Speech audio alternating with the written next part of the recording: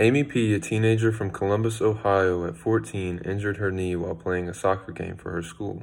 This resulted in a prescription for Vicodin. Over the next 3 years, Amy had to undergo many more surgeries on her knee, which led to a flood of opioid-based painkillers.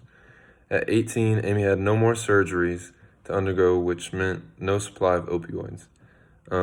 Amy drove her car into a dumpster in order to be prescribed more painkillers. The abuse of opioids in the United States has been a growing issue for years, especially for the past decade, and things must change.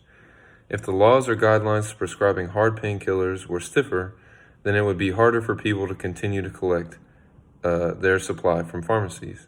By the end of this speech, I hope to persuade you to think of cannabis the same way as I do, a solution to the painkiller addiction crisis.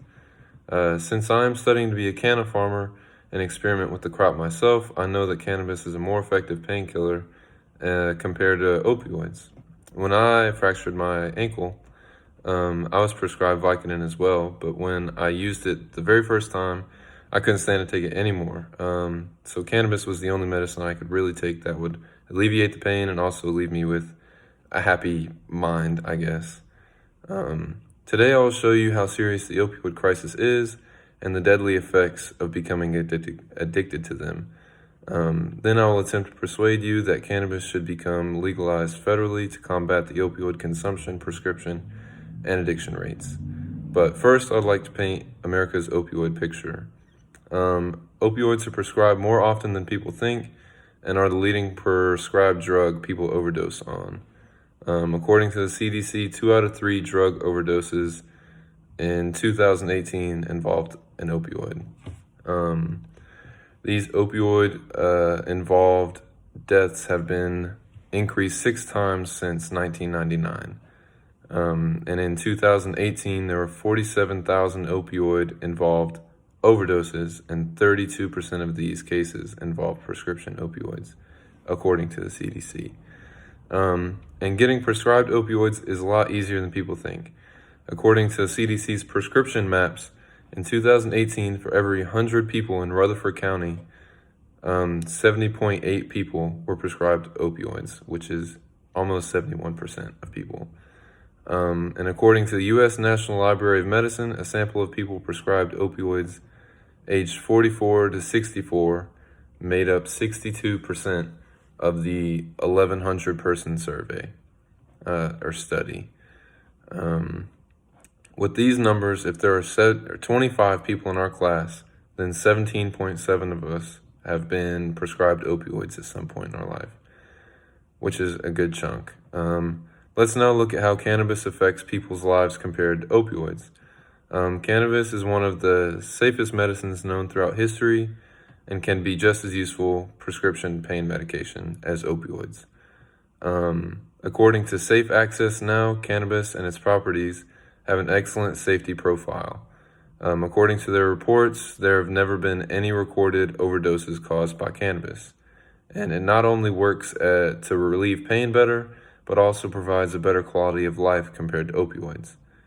According to Practical Pain Management, new state policies since 2017 have resulted in 23% reduction in opioid dependency. And that's new state policies in medical marijuana.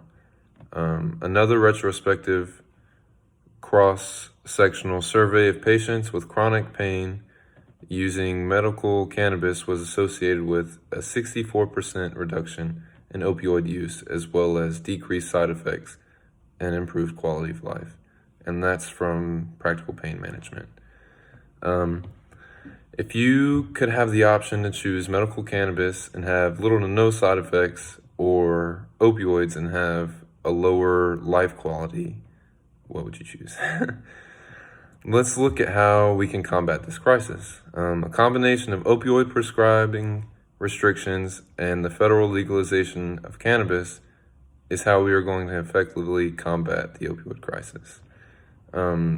Restricting doctors from prescribing too many or too strong opioids will combat dependency.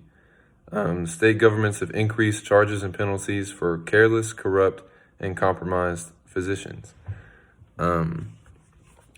Now, federally legalizing medicinal cannabis would reduce opioid dependency and overdoses.